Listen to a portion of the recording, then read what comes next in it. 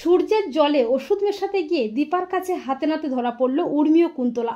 হ্যাঁ বন্ধুরা, আমরা এমনটাই দেখতে পাবো অনুরাগের ছোঁয়া ধারাবাহিকের আগামী পর্বগুলোতে। দীপা বাসনওয়ালের ছদ্মবেশে সেনগুপ্ত বাড়িতে থেকে যায় ঠিকই, তবে কুন্তলার মনে সন্দেহ হয় দীপাকে নিয়ে। কুন্তলা উর্মিকে বলে ওটা দীপা বা দীপারই কোনো লোক। উর্মি ও কুন্তলা ছদ্মবেশে দীপাকে থানায় নিয়ে যায়। দীপার সাথে কায়দা করে রূপাও যায়, কিন্তু সেখানকার একজন লেডি পুলিশ অফিসার দীপাকে চিনতে পারে। দীপার সমস্ত কথা শুনে দীপার পাশে দাঁড়ায় লেডি অফিসার বলে ও বস্তিতেই থাকতো, ওর কেউ নেই। বস্তিতে একটা গ্যাস সিলিন্ডার বাস্ট করে, সেই অ্যাক্সিডেন্টেই ওর মুখটা পুড়ে গেছে। একথা শুনে কুন্তলা উর্মি দীপাকে আবারও সেনগুপ্ত বাড়িতে আনে, আর সূর্য দীপার জন্য অস্থির হয়ে ওঠে। উর্মি জলের মধ্যে সূর্যকে ওষুধ মিশিয়ে খাইয়ে দিলে সূর্য আবারও ভীষণ অসুস্থ হয়ে পড়ে। দীপা বলে উর্মি কি ডাক্তারবাবুকে জলের মধ্যে ওষুধ মিশিয়ে খাওয়াচ্ছে?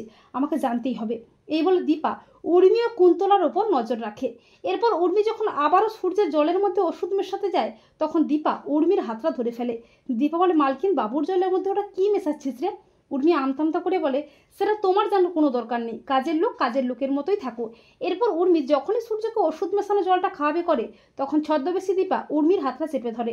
দীপা বলে ডাক্তারবাবুকে ও ওষুধ খাওয়াবি না। দীপার গলা শুনে অবাক হয়ে যায় উর্মি। দীপা বলে তোর খেলা শেষ উর্মি, তুই দিনের পর দিন ওই কুন্তলার কথায় ডাক্তারবাবুকে ওষুধ খাইয়ে অসুস্থ করে দিচ্ছিস, মৃত্যুর মুখে ঠেলে দিচ্ছিস, আর আমি সব কিছু জেনেও চুপ করে থাকবো? তা তো হতে পারে না। এই বলে দীপা উর্মিকে আচ্ছা করে ধোলাই করে। এরপর দীপার প্ল্যান মতো পুলিশ এসে প্রমাণ সমেত উর্মি ও কুন্তলাকে অ্যারেস্ট করে।